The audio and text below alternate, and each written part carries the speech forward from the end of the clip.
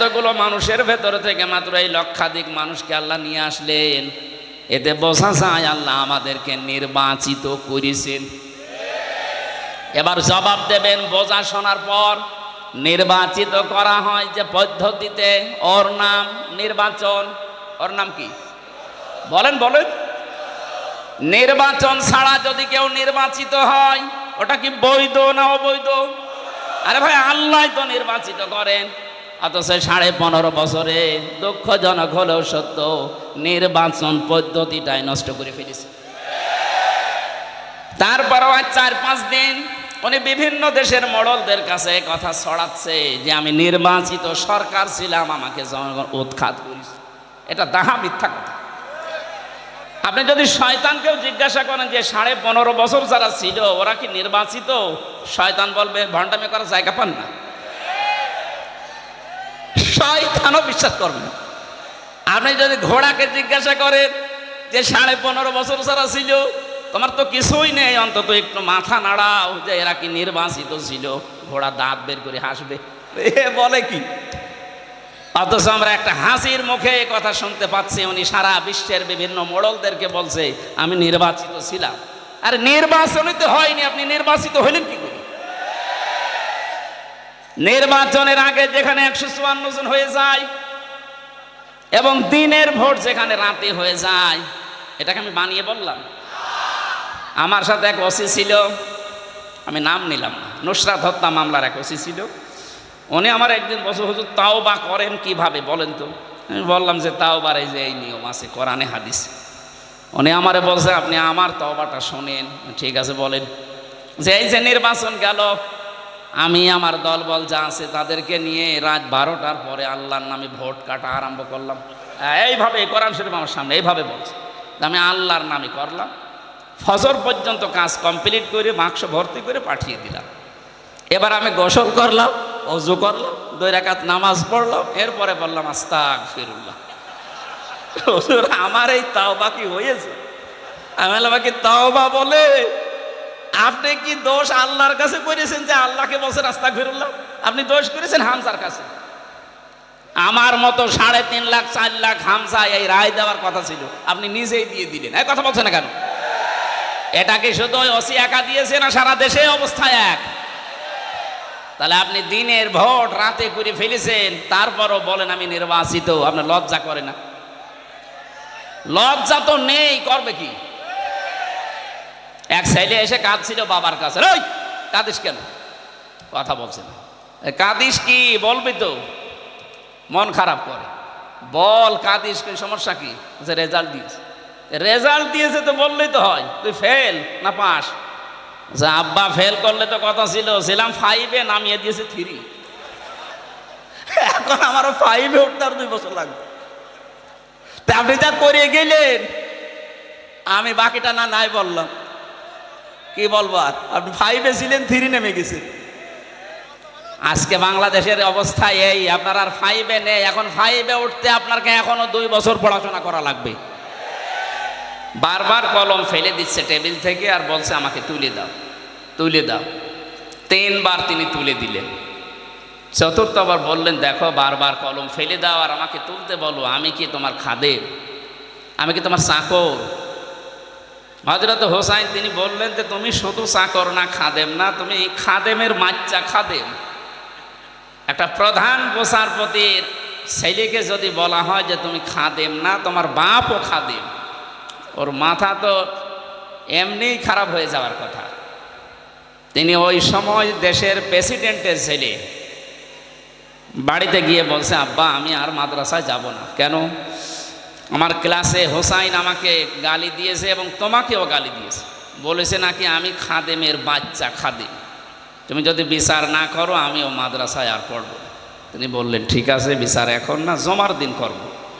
হাজারো মানুষ আসবে জমার দিন মসজিদে নববীতে। তিনি খুতবা দেওয়া বন্ধ করে বললেন হোসাইন এখানে আসো। বলছে হ্যাঁ, এই সামনে আসো।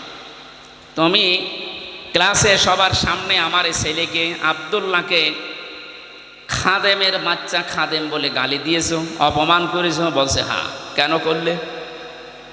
হযরত হোসাইন বললেন খলিফা বুকে হাত দিয়ে বলেন তো, আপনি কি আমার নানার খাদেম ছিলেন না? হযরত ওমরের কথা বন্ধ হয়ে গেছে, চোখ দিয়ে দর দর করে পানি ঝরছে। ডাক দিয়ে বলেন, নবীর সাহাবীরা, বিচার হয়ে গেছে। ছোট মানুষ আব্দুল্লাহ তো বোঝে না, ডাক দিয়ে বলে, বাবা বিচার তো তুমি শুরুই করলে না, হয়ে গেল কি করে? হযরত ওমর বলে, সন্তান, যে বিচার করেছি এটা দুনিয়া না, মরণের পরেও কাজে লাগবে। ও হুসাইন, তুমি যে কথাটা বললে এটা কি লিখে দিতে পারবে? আমি একটু দলিল চাই।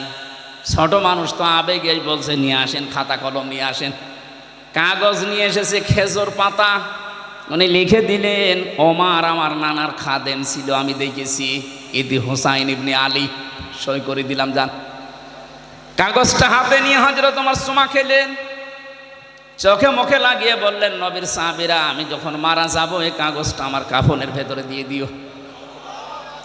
কিয়ামতে যদি আমার জীবনের কিছুই কবুল না হয়, আল্লাহ যখন আমাকে দাঁড় করাবে তার সামনে, জীবনে কিছুই যদি আল্লাহর ভালো না লাগে, তো কাগজটা তুলে আল্লাহকে দেখাবো, রব্বুল আলামিন দেখো তোমার নবীর নাতি লিখে দিয়েছে আমি নবীর খাদেম ছিলাম, এই ওসিলা হলেও তুমি আমাকে মাফ করে দাও। জান্নাতের গ্যারান্টি তিনি জীবিত অবস্থায় পেয়েছিলেন, তারপরও এই চিন্তা ছিল তার। নবীর এই ঘরের দায়িত্ব 65 বছর যারা পালন করছে, অনেকে কবরে আছে, ওরাও হযরতে ওমরের মতো একটা কিছু নিয়ে আল্লাহর সামনে দাঁড়াতে পারবে। আলহামদুলিল্লাহি রাব্বিল মাশরিকাইনি ওয়া রাব্বিল মাগরিবাইন আল্লাযী খালাকা কুল্লা শাইইন যাওজাইন ওয়া আওজাবা আলাইনাল ইহসানা বিল ওয়ালিদাইন ওয়া নাশহাদু আল্লা ইলাহা ইল্লাল্লাহু ওয়াহদাহু লা শারীকা লাহু ওয়া আশহাদু আন্না মুহাম্মাদান আবদুহু ওয়া রাসূলুহু সাজ্জিদুল কাউনাইন সাল্লাল্লাহু আলাইহি ওয়া আলা আলিহি ওয়া আসহাবিহি ওয়া আতবাইহি আজমাইন লাইলা ওয়া নাহারান ফিত তারফাইন ফাকাদ ক্বালা আল্লাহু তাআলা ফি কালামিহিল মাজিদ ওয়া বুরহানিহিত তাওহীদ। জবান খুলে পড়ে না, আউযু বিল্লাহি মিনাশ শাইতানির রাজীম।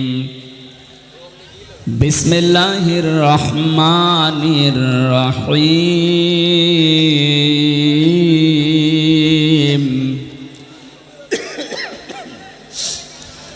وَلَقَدْ ذَرَأْنَا لِجَهَنَّمَ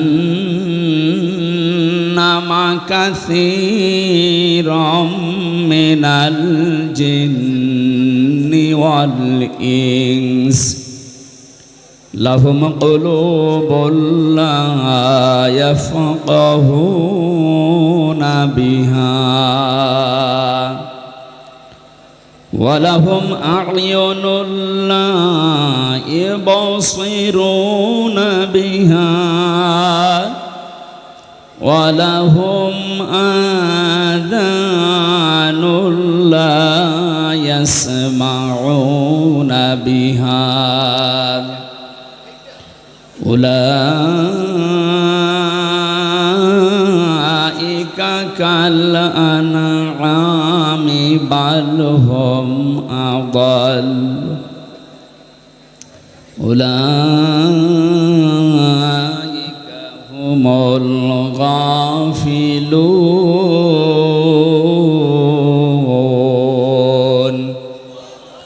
صدقت يا ربنا.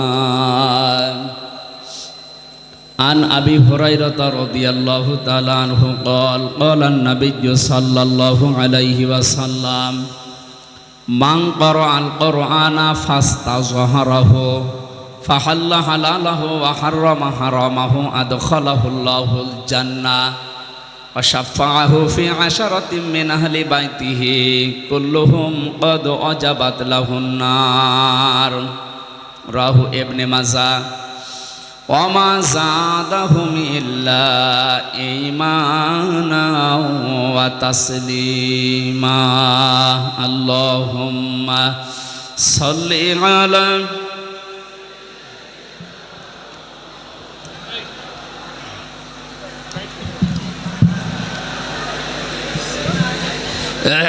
ঠিক আছে জীবনে কখনো তুমি মিথ্যা বলনি তাই তো তোমায় পেতে কাঁদে ধরনি তোমারই মতো নেতা পেলেও গো ফুটতো সুখের গোলাপ চামেলি বকুল। আলহামদুলিল্লাহ, বাংলাদেশের ঐতিহ্যবাহী জেলা খুলনা শিরোমণি মাধ্যমিক বিদ্যালয় ময়দানে শিরোমণি হাফিজিয়া মাদ্রাসার উদ্যোগে 65তম 3 দিন ব্যাপী মহাবিশ্বের মহাবিশ্বয় আমাদের মালিক আমাদের মনিব মহান রব্বুল ইজ্জাতুল জালালের মুখের পবিত্র বাণী কোরআনে কারীম, এ মহতী অনুষ্ঠানের সম্মানিত সভাপতি বাংলাদেশ জামাতে ইসলামী কেন্দ্রীয় কমিটির সেক্রেটারি জেনারেল শিরোমণি হাফিজিয়া মাদ্রাসার সম্মানিত সভাপতি বিশিষ্ট রাজনীতিবিদ সাবেক সংসদ সদস্য ইসলামিক চিন্তাবিদ শিক্ষাবিদ জনাব অধ্যাপক মিয়া গোলাম পরওয়ার আতালাল্লাহু উমরাহু ওয়া বারাকাল্লাহু ফি হায়াতি, বলেন আমিন। যে বাবা তাকে জন্ম দিয়েছেন তিনি কবরে আছেন, মরহুম মিয়া আব্দুল হামিদ। আল্লাহ রাব্বুল আলামিন তার কবরটাকে যেন জান্নাতুল ফেরদাউস বানিয়ে দেন। এখনো পর্যন্ত তার মা জীবিত আছে, হায়াতে তাজ্জেবা সিহাতে কুল্লিয়া কামনা করছি, বলেন আমিন। যে মাদ্রাসার উদ্যোগে আজকের এই অনুষ্ঠান, জন্মলগ্ন থেকে পর্যন্ত যারা এই মাদ্রাসার দায়িত্বে আছেন অনেকে কবরে আছে। বিশ্বনবী মুহাম্মদ রাসূলুল্লাহর ঘর মাদ্রাসা, এর দায়িত্বে যারা আছে নবীর সম্মানে আল্লাহ তাদেরকে যেন মাফ করে দেন। বিশ্বনবীর খাদেম এই পরিচয় নিয়ে হযরতে ওমর বিশাল একটা ফায়দা তিনি নিয়েছিলেন। আমি তার জীবনীতে পড়েছি, তিনি সন্তানকে মাদ্রাসায় দিলেন। ওই সময় প্রধান বিচারপতির দায়িত্বে ছিল হযরতে আলী রাদিয়াল্লাহু তাআলা আনহু, তিনি তার সন্তানটাকে দিলেন মাদ্রাসায়। হযরতে হুসাইন বারবার কলম ফেলে দিচ্ছে টেবিল থেকে আর বলছে আমাকে তুলে দাও তুলে দাও। 3 বার তিনি তুলে দিলেন। চতুর্থবার বললেন দেখো বারবার কলম ফেলে দাও আর আমাকে তুলতে বলো, আমি কি তোমার খাদেম? আমি কি তোমার চাকর? হযরত হোসাইন তিনি বললেন যে তুমি শুধু চাকর না, খাদেম না, তুমি খাদেমের বাচ্চা খাদেম। একটা প্রধান বিচারপতির ছেলেকে যদি বলা হয় যে তুমি খাদেম না, তোমার বাপও খাদেম, ওর মাথা তো এমনিই খারাপ হয়ে যাওয়ার কথা। তিনি ওই সময় দেশের প্রেসিডেন্টের ছেলে, বাড়িতে গিয়ে বলছে আব্বা আমি আর মাদ্রাসায় যাব না। কেন? আমার ক্লাসে হোসাইন আমাকে গালি দিয়েছে এবং তোমাকেও গালি দিয়েছে, বলেছে নাকি আমি খাদেমের বাচ্চা খাদেম, তুমি যদি বিচার না করো আমিও মাদ্রাসায় আর পড়ব। তিনি বললেন ঠিক আছে, বিচার এখন না, জমার দিন করব। হাজারো মানুষ আসবে জমার দিন মসজিদে নববীতে। তিনি খুতবা দেওয়া বন্ধ করে বললেন হোসাইন এখানে আসো। বলছে হ্যাঁ, এই সামনে আসো। তুমি ক্লাসে সবার সামনে আমার এই ছেলেকে আব্দুল্লাহকে খাদেমের বাচ্চা খাদেম বলে গালি দিয়েছো, অপমান করেছো? বলছে হ্যাঁ। কেন করলে? হযরত হোসাইন বললেন খলিফা বুকে হাত দিয়ে বলেন তো আপনি কি আমার নানার খাদেম ছিলেন না? হযরত ওমরের কথা বন্ধ হয়ে গেছে, চোখ দিয়ে দর দর করে পানি ঝরছে। ডাক দিয়ে বলেন নবীর সাহাবীরা বিচার হয়ে গেছে। ছোট মানুষ আব্দুল্লাহ তো বোঝে না, ডাক দিয়ে বলে, বাবা বিচার তো তুমি শুরুই করলে না, হয়ে গেল কি করে? হযরত ওমর বলে, সন্তান, যে বিচার করেছি এটা দুনিয়া না, মরণের পরেও কাজে লাগবে। ও হোসাইন, তুমি যে কথাটা বললে এটা কি লিখে দিতে পারবে? আমি একটু দলিল চাই। ছোট মানুষ তো আবেগেই বলছে, নিয়ে আসেন, খাতা কলম নিয়ে আসেন। কাগজ নিয়ে এসেছে, খেজুর পাতা। উনি লিখে দিলেন, ওমর আমার নানার খাদেম ছিল, আমি দেখেছি, ইদি হোসাইন ইবনে আলী, সই করে দিলাম, যান। কাগজটা হাতে নিয়ে হযরত ওমর চুমা খেলেন, চোখে মুখে লাগিয়ে বললেন, নবীর সাহাবীরা, আমি যখন মারা যাব এই কাগজটা আমার কাফনের ভেতরে দিয়ে দিও। কিয়ামতে যদি আমার জীবনের কিছুই কবুল না হয়, আল্লাহ যখন আমাকে দাঁড় করাবে তার সামনে, জীবনে কিছুই যদি আল্লাহর ভালো না লাগে, তো কাগজটা তুলে আল্লাহকে দেখাবো, রব্বুল আলামিন দেখো তোমার নবীর নাতি লিখে দিয়েছে আমি নবীর খাদেম ছিলাম, এই ওসিলা হলেও তুমি আমাকে মাফ করে দাও। জান্নাতের গ্যারান্টি তিনি জীবিত অবস্থায় পেয়েছিলেন, তারপরও এই চিন্তা ছিল তার। নবীর এই ঘরের দায়িত্ব 65 বছর যারা পালন করছে, অনেকে কবরে আছে, ওরাও হযরতে ওমরের মতো একটা কিছু নিয়ে আল্লাহর সামনে দাঁড়াতে পারবে। এখন যিনি সভাপতির দায়িত্বে আছে, আল্লাহ যেন হযরতে ওমরের মতো তাকে এই ব্যবস্থা কিয়ামতে করে দেন। বলেন বলেন। এতক্ষণ যারা আলোচনা রাখলেন, আপনাদের এই জেলার সন্তান মাওলানা আবুল বাশার জিহাদি দামাত বারকাতুহুমুল আলিয়া, আমার সফর সঙ্গে হয়ে সারা দেশে আমার সাথে থাকে বিভিন্ন মাহফিলে। মাওলানা হোসাইন আহমেদ মাহফুজ চুয়াডাঙ্গা, মাওলানা রবিউল ইসলাম আপনাদের খুলনার সন্তান এখানে আছে, অনেক আলেম বসে আছে স্টেজে, আমি অনেকের নামও জানি না। আলেমদের হায়াতে তাজ্জেবা সিহাতে কুল্লিয়া কামনা করছি। ওয়ারাফা'না লাকা যিকরাক, বলেন আমিন। গত 2 দিন এখানে যারা কথা বলেছিলেন, বাংলাদেশের প্রথিতযশা আলেমে দিন তারা, বিশেষ করে ডক্টর আবুল কালাম আজাদ বাশার ভাই, এবং গতকাল কথা বলেছেন মাওলানা মনিরুজ্জামান। আল্লাহ আলেমদের কথাগুলো বাস্তবে প্র্যাকটিক্যাল লাইফে আমল করার তৌফিক দান করে। সামনে বসা মুসলমান ভাইরা, পর্দার আড়ালের সম্মানিতা মা এবং বোনেরা, প্রশাসনের ভাইরা, আমি আসার সময় যে গ্যাদারিং দেখলাম, মানুষ যে কি কষ্ট পাচ্ছে, আমরা এই জন্য বেশি সময় আপনাদেরকে কষ্ট দেব না, তাফসীর আকারে কিছু কথা বলার চেষ্টা চালাবো। আমা তাওফীকি ইল্লা বিল্লাহ। যে আল্লাহ আমাদেরকে দয়া করে এখানে নিয়ে আসলেন, এটা আমাদের কৃতিত্ব না, আল্লাহর নিজের দয়া।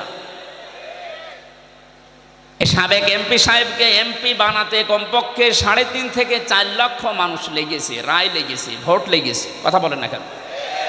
এনারা নির্বাচিত করেছিলেন ওনাকে, উনি নির্বাচিত এমপি ছিলেন। আল্লাহ এই শব্দটা কোরআনে কারিমে সূরা তেলাওয়াত করলেন, আমার আগে যে কারি সাহেব উনি পড়ছিলেন। আমি ওই সময় মনে মনে ভাবছিলাম, আল্লাহ আমাদেরকে আজকে নির্বাচিত করেছেন। আল্লাহ পাক বলেন, হুয়াজতাবাকুম, তিনি আল্লাহ তোমাদেরকে নির্বাচিত করেন। খুলনাবাসী, আমি গতানুগতিক কথা বলি না, যা বলি ওখান থেকে শিক্ষা বের করি, খুব অ্যাক্টিভ হয়ে শুনবেন। নির্বাচিত করেন কে? লক্ষ লক্ষ নবী দুনিয়ায় এসেছে, লক্ষ কোটি মানুষ আল্লাহ দুনিয়ায় পাঠিয়েছে, আদমের সন্তান, কিন্তু বিশ্ব নবীর উম্মত হওয়ার জন্য সবাই নির্বাচিত হয়নি। আল্লাহ আমাদেরকে নির্বাচিত করেছেন, কথা বলেন না কেন?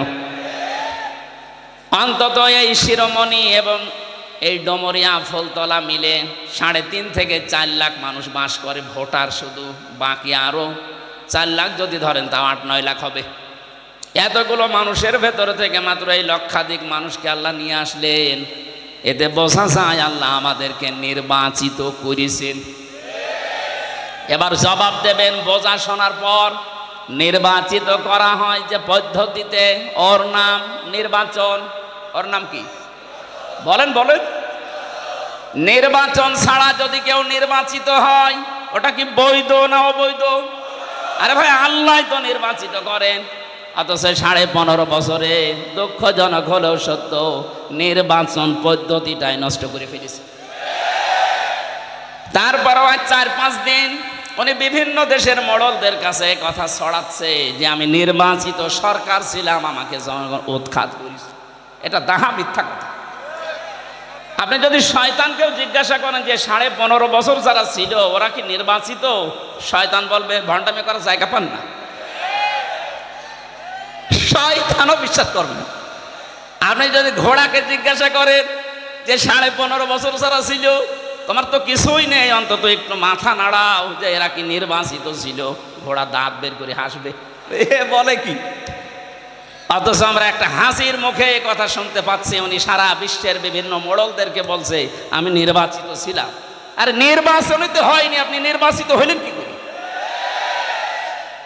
নির্বাচনের আগে যেখানে 154 জন হয়ে যায় এবং দিনের ভোট যেখানে রাতে হয়ে যায়, এটাকে আমি বানিয়ে বললাম?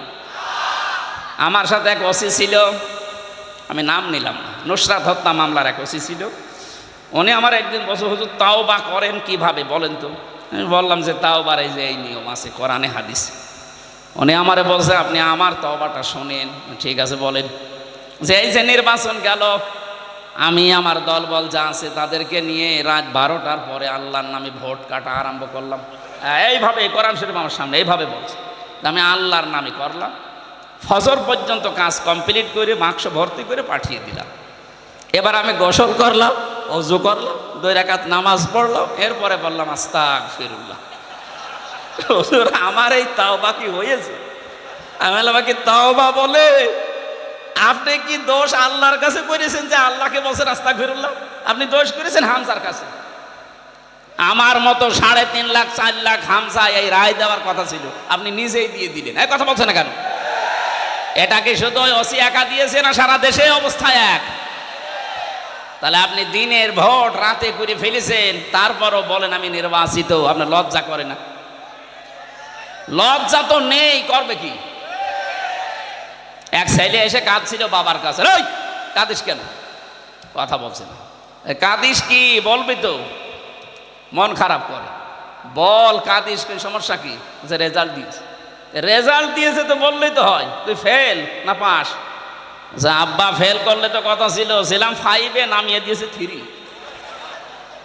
এখন আমারও 5-এ উঠতে আর 2 বছর লাগবে।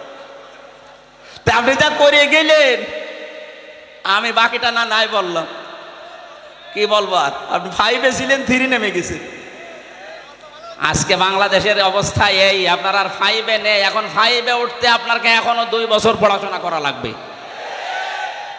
সুতরাং নির্বাচনের এই ব্যবস্থা যারা ধ্বংস করে দিয়েছেন, নষ্ট করে ফেলেছেন, আমরা অন্তর্বর্তীকালীন সরকার যারা আছে আহ্বান জানাই দেশের জনগণ, বেশি সময় না নিয়ে খুব তাড়াতাড়ি অল্প সময়ের ভেতরে একটা সম্মানজনক সময় নিয়ে একটা নির্বাচনের মাধ্যমে নির্বাচিত সরকারের হাতে দেশটা তুলে দিন। তাহলে যে ষড়যন্ত্রগুলো চলছে এগুলো অটোমেটিক বন্ধ হয়ে যাবে। আর যদি এভাবেই থাকে, ওরা নতুন নতুন ইস্যু তৈরি করে আবার এই দেশটাকে ঘোলাটি করবে। আমরা এই ঘোলা পানিতে আর মাছ শিকার করতে দেব না ইনশাআল্লাহ। সুতরাং নির্বাচিত হয়ে আমরা এখানে বসে আছি, আল্লাহর নির্বাচিত। কার? মাইয়ুরিদিল্লাহু খায়রা ইউফাক্কিহু ফিদ্দীন। আল্লাহ যার কল্যাণ কামনা করেন তাকে দ্বীনের জ্ঞান দান করেন। এখানে এসেছে আজকে দ্বীনের কিছু পাওয়ার জন্য না। সুতরাং দল মত নির্বিশেষে, এটা শুধু যারা জামাত ইসলাম করে, যারা চরমনাই পীরের মুরিদ, যারা হেফাজত ইসলাম তাদের অনুষ্ঠান না। এটা মানুষ পদবাচ্যে যারা বিবেচিত তাদের এই অনুষ্ঠান। এই জন্য সব ধরনের মানুষ এখানে আছে। কথা বলে না কেন? কোরআনে কারিমে আল্লাহ তাই দিয়েছেন, হাদা বায়ানুল লিন্নাস। এটা মানুষের জন্য বর্ণনা। কোন মানুষ? এই যে লিন্নাস, এখানে আলেম আছে যারা, তাদেরকে বলছি লাম শব্দটা আরবি গ্রামার অনুযায়ী 19টা অর্থে ব্যবহার হয়, আর বালাগাত মান থেকে ব্যবহার হয় 13টা অর্থে। এখানে 9 নম্বর অর্থ আছে বালাগাত মান থেকে। আমি পড়েছিলাম আলেমে থাকতে, আমি দেখেছি লাম ব্যবহার করা হয় জীবিত মানুষদের জন্য। কাদের জন্য?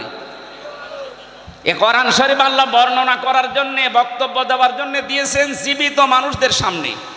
কাদের সামনে? দুঃখজনক হলেও সত্য, 15.5 বছরে আমরা জীবিত মানুষদেরকে কোরআন শোনাতে এই খুলনায় পারিনি। বলেন যে কেন এইগুলো অনুষ্ঠান হতো না? আমাদের কানে কানে এমন কথা বলা হতো যে মানুষ মরে গেছে, এরকম কথা বলে। এই খুলনায় বহুবার আমি কুষ্টিয়া থেকে আসার চেষ্টা চালিয়েছি, আপনারা আসতে দেননি। যারা দেননি, কোরআনে কারিমের এই অনুষ্ঠানগুলোতে বাধা দিয়েছেন, আপনি বিশ্বাস করতে পারেন আপনি কাফের। সূরা হামিম সেজদার 26 নম্বর আয়াত। ১৫০০ বছর আগে আবু সেহেল এই সিদ্ধান্ত নিয়েছিল যে লা তাসমাউ লিহাদাল কোরআন, সব চলতে দাও, কোরআনের আলোচনা যেন মোহাম্মদ না করে। শুধু না করে এতটুকু আবু জেহেল সেমেছিল না, অল গৌফি, সেখানে অনুষ্ঠান করবে কোরআনে কারিমের সেইটাই বন্ধ করা লাগবে। ঢোল ঢুকি তবলা বাজিয়ে বিভিন্ন হট্টগোল তৈরি করে দরকার হয় ৪৪ ধারা জারি করে হলেও।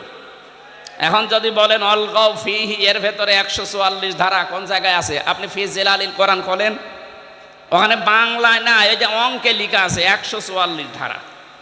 যিনি তাফসির করেছেন ওখানে বাংলা যিনি অনুবাদ করেছেন এইটাই দিয়েছে। সুতরাং দুনিয়াতে যারা কোরআনের অনুষ্ঠানগুলো পণ্ড করার চেষ্টা করে তাদের উদ্দেশ্য এই লাআল্লাকুম তাগলিবুন, আশা করা যায় তারা বিজয়ী থাকবে, গালিব থাকবে। ১৫০০ বছর আগে আবু জেহেল খুব ভালো করে জানতো আমি যে চেয়ারে বসে আছি এ চেয়ার অবৈধ চেয়ার। কথা বলে না কেন? অবৈধ চেয়ারের পায়া নড়বড়ে হয়। ও ভালোভাবে জানতো মোহাম্মদ যেটা বলতে চায় এইভাবে যদি মানুষ বসে তা আমার চেয়ারের পায়া থাকার কথা না। আমার মনে হয় এই ১৫.৫ বছরে যারা দায়িত্বে ছিল এরাও বুঝেছিল হামজা যেটা বলতে চায় এটা মানুষ বুঝলে আমার চেয়ার থাকবে না। এই জন্য কত বড় বড় বুজুর্গ নিয়ে আসতো, জাতীয় মসজিদের ইমাম আসতো, বাধা নেই। তাহেরি ভাই আসে, বাধা নেই। একজন মারা গেছে তোফাজ্জল হোসেন ভৈরবী ভাই, উনি আসতো, বাধা নেই। আমির হামজা যেন না আসে। কেন? ওরা এসে আপনার বাবার কথা বলবে। বলেন, এই যে বাংলাদেশের নাম করা একটা শিল্পপতি যারা আকিস গ্রুপ, নাম শোনেননি? আমি ওনাদের খতিব ঢাকাতে। ওনারা বাবার নামে একটা অনুষ্ঠান করতে বেজের ডাঙ্গায় ৩ বার মাহফিল দিয়েছিল, একবার শুধু উঠতে দিয়েছে, ২ বার আমারে ফেরত দিয়েছে। সম্মানিত ভাইরা, যারা এই বোঝার চিন্তায় আছেন তাহলে আপনি কেন নিজেকে কাফের পরিচয় দিতে লজ্জাবোধ করেন? কোন কারণে? আপনি তো কাফেরই। আল্লাহ বলছেন কোরআন যারা বাধা দেয় এরা কাফের। এরা কি? ২ নম্বরে কোরআন শুনতে আসে, বিশ্বাসও করে, কিন্তু যখন দেখে না এ কাজ কারবার তো আমার সাথে মেলে না, তখন আস্তে করে পেছন দিক থেকে কেটে পড়ে। আল্লাহ বলেন এগুলো মুনাফিক। সূরা নিসা ৫ নম্বর পারা ৭ নম্বর পৃষ্ঠার ১ম নম্বর লাইনের ৬১ নম্বর আয়াতে আছে এই তথ্যগুলো।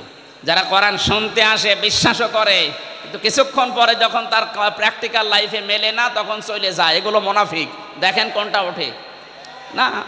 প্রসাব পায়খানা আর বিড়ি খাওয়ার জন্য গেলে যাবেন, কারণ এ জেলাতে বিড়ি তৈরি হয়।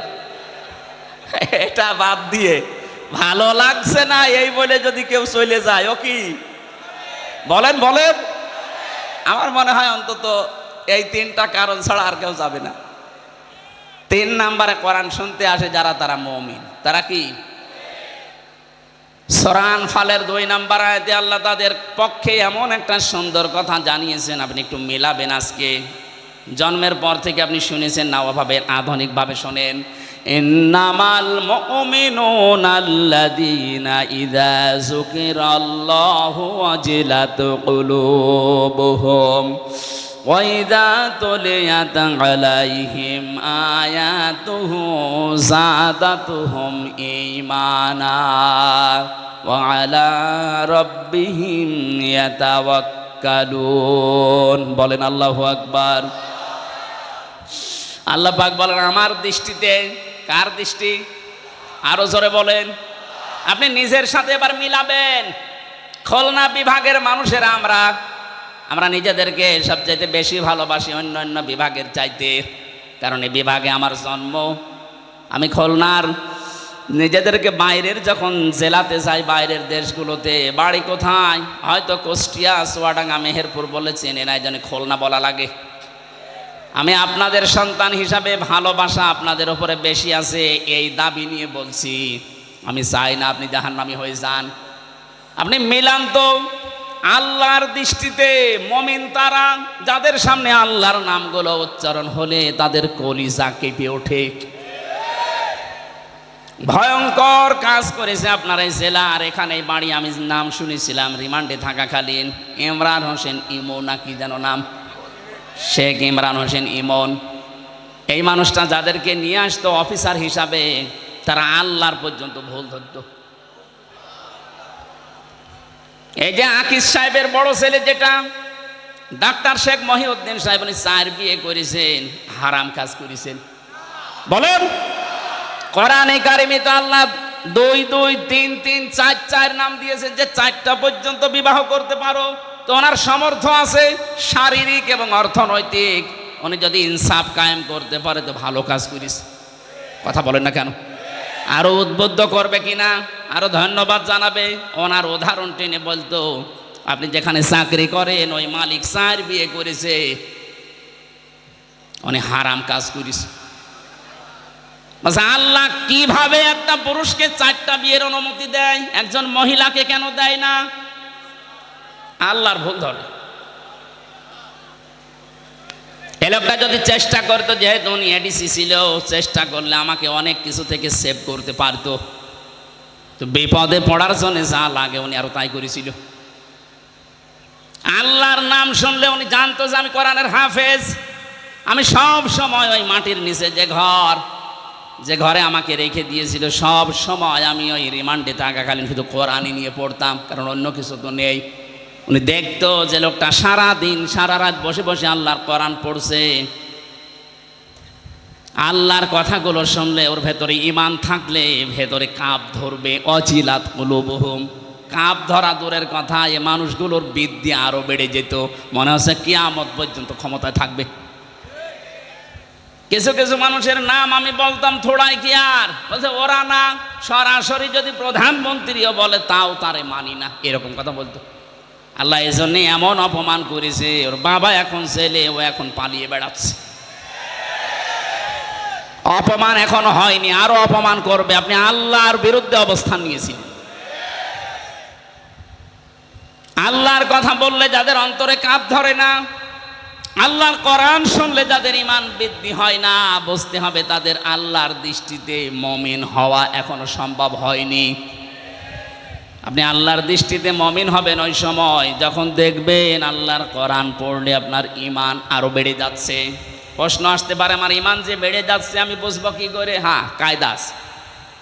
সূরা মাইদা 7 নাম্বার পারার 1ম নাম্বার পৃষ্ঠার 1ম নাম্বার লাইনের 73 নাম্বার আয়াতে আছে, ওয়াইদা সামিউ মা উনজিলা ইলার রাসূলি তারা আয়ুনাহুম তাফিদু মিনাদ দামি মিম্মা আরাফু মিনাল হক। হে নবী, আপনি যখন কোরআন তাদেরকে শোনাবেন, ওরা যখন কোরআনের এই মর্মমান এগুলো উপলব্ধি করতে পারে, বুঝতে পারবে, আপনি দেখবেন মনের অজান্তে তাদের চোখ দিয়ে পানি পড়ছে।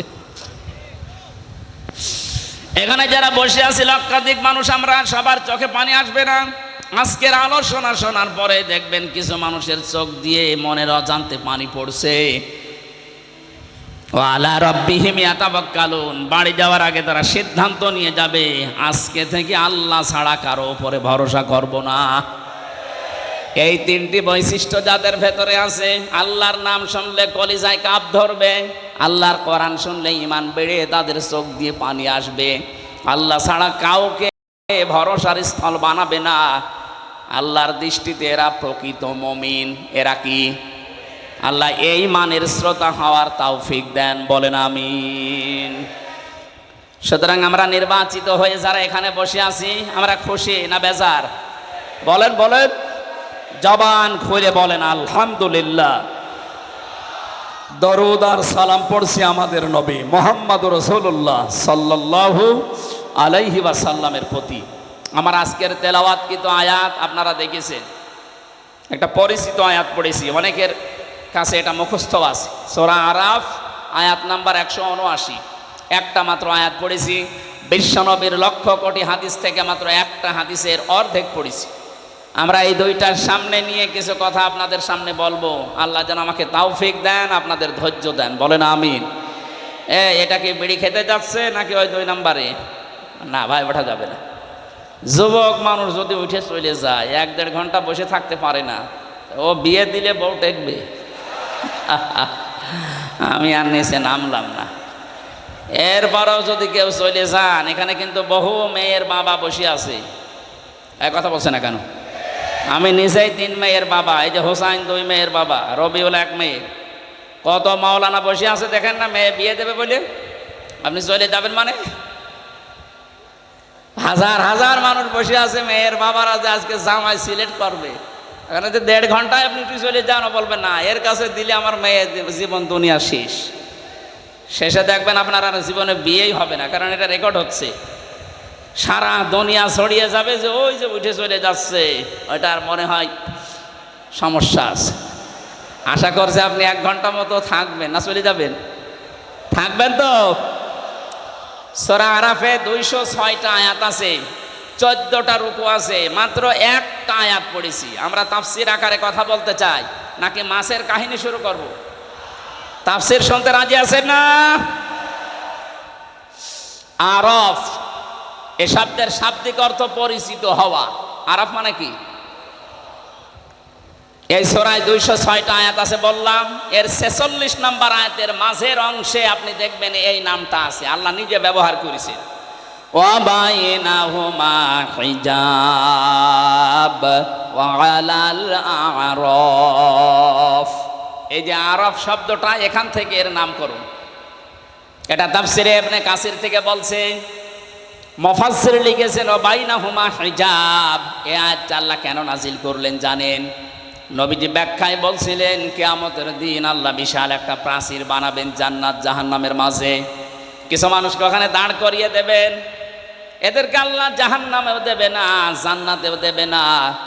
সাহাবী প্রশ্ন করলেন হযরতে আবু যর রাদিয়াল্লাহু তাআলা আনহু, হে নবী এরা জান্নাতে যাবে না, তার কারণ কি?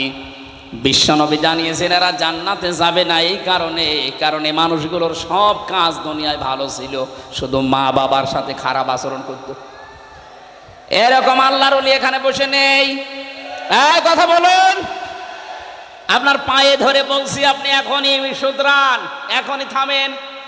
তামাম দুনিয়া ভর্তি নেকি নিয়ে আপনি হাসির হবেন কিয়ামতে, কিন্তু মা বাবার মনে যদি বৈধ কোনো কারণে কষ্ট দিয়ে থাকেন, আপনি লিখে নিতে পারেন, জান্নাত পাবেন না। নবীজি জানিয়েছেন হোমা জান্নাতুকা হোমা নারুকা, মা বাপ তোর জান্নাত, মা বাপ তোর জাহান্নাম। সুতরাং আমাদের আমল যদি, কাজ যদি এরকম কারো থেকে থাকে, সে যেন এক্ষুনি পাল্টিয়ে যায়। কথা বলে না কেন? আর আমি যতদূর লেখাপড়া করেছি, আমি বাস্তবতা যতটুকু দেখছি, আমার বয়স অল্প আপনাদের চাইতে, আমার এখন 33 বছর, কিন্তু বাস্তব অভিজ্ঞতা আপনাদের অনেকের চাইতে আমার বেশি আছে। আমার মতো ঘোরাঘুরি আমার মুরব্বীও জীবনে করেনি। আমি যত জায়গায় গেছি বাংলাদেশ সহ বিশ্বের, এ মুরব্বী এত বছর বয়সও মনে হয় অত জায়গার নামও শোনেনি। আমরা রাতের বেলা চলাফেরা করা মানুষ, রাতের বেলা আমরা দেখি 3টা জিনিস বেশি দেখা যায় রাস্তায়, একটা বক্তা, একটা কুত্তা আর একটা পুলিশ। এখন পুলিশ একটু কম পাওয়া যাচ্ছে, কিন্তু বক্তা আর কুত্তা পাওয়া যাচ্ছে রাস্তায়। রাত যত বেশি হয় রাস্তায় পাওয়া যায় হয় কুকুর নাই বক্তা। কথা বলছে না কেন? পুলিশের নাম বললে ওরা আবার রাগ করে, হুজুর আপনি কুকুরের সাথে তুলনা দিলেন। আরে ভাই, সে নামে তো আমিও আছি, আমি বক্তার নাম বলিনি। রাতের বেলা তো দেখা এদের সাথেই হয়, তাছাড়া অন্য কেউ তো আর রাত জেগে থাকে না, তারা তো ঘুমিয়ে থাকে।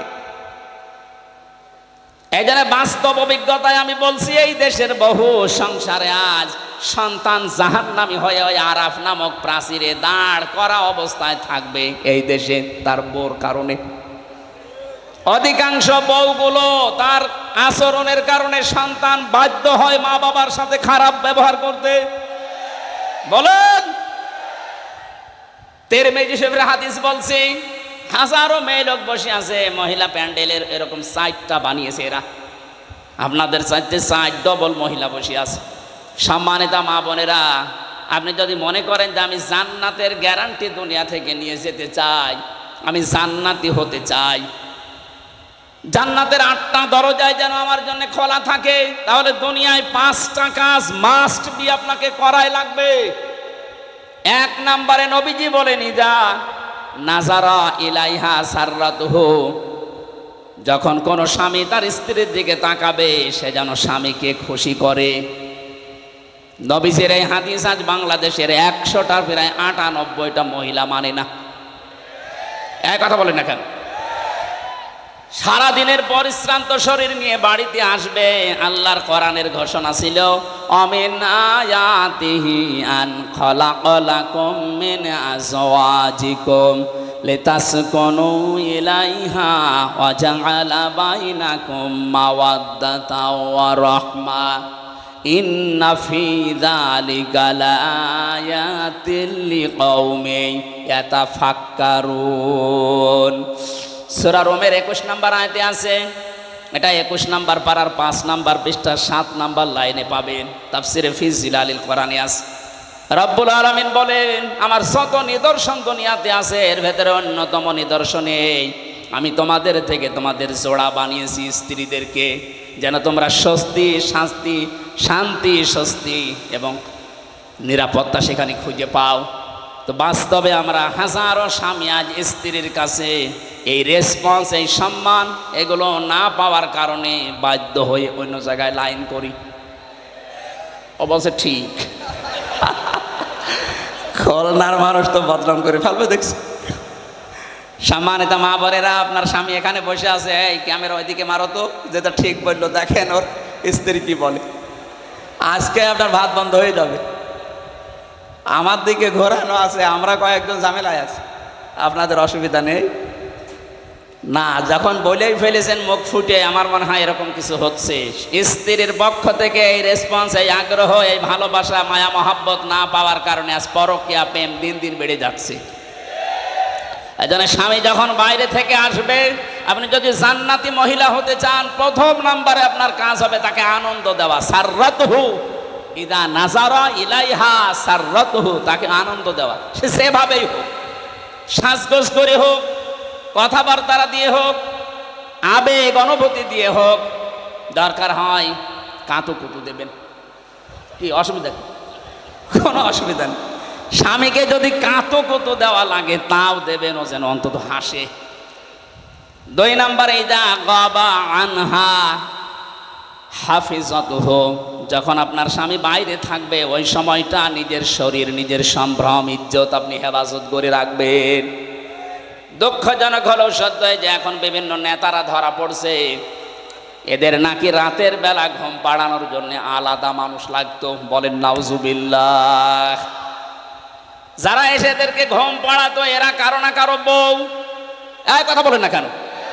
আমি নাম ধরি না সহজে, যা দেখতে পাচ্ছি বাধ্য হওয়া লাগছে এদের চরিত্রের বর্ণনা দিতে। এটা মানুষের চরিত্র বলে।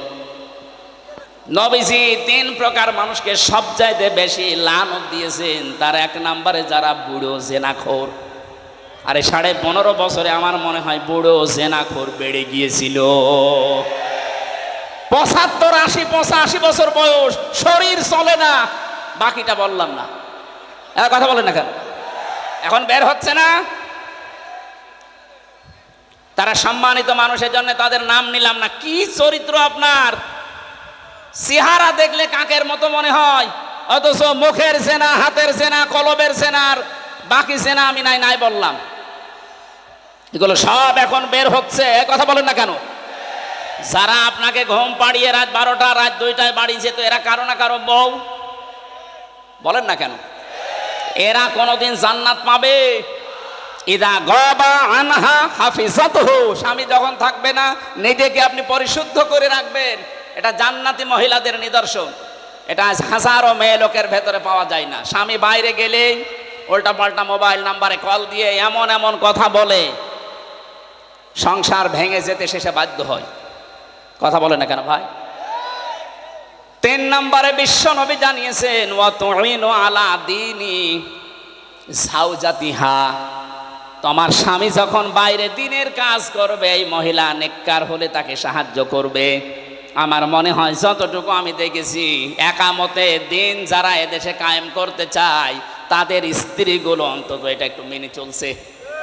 আর বাকি যেই বলেন, সে পীর হোক আর ক্ষীর হোক আর আলেম হোক, অধিকাংশ যারা একামতে দিনের এই কনসেপ্টটা নিজের ভেতরে আনতে পারে না, তাদের পরিবারে 100 ভাগে 98 ভাগ অশান্তি।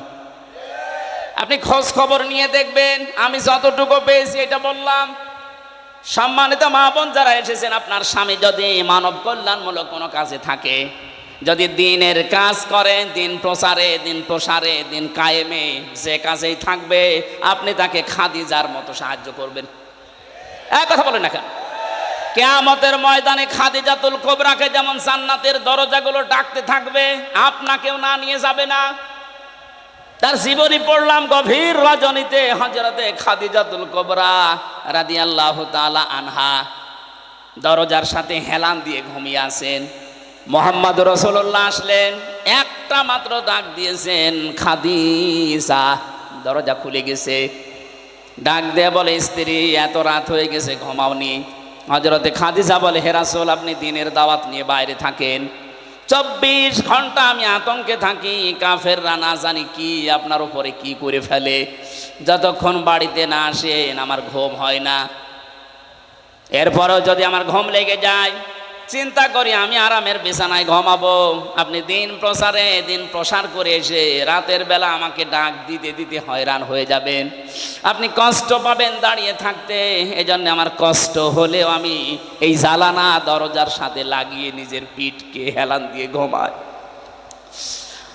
নবীজি হযরতে খাদিজাকে বুকের ভেতরে জড়িয়ে নিলেন, কপালে গালে চুমা দিলেন, ডাক দিয়ে বললেন, খাদিজা, আগামী দিন থেকে এরকম আর করবা না।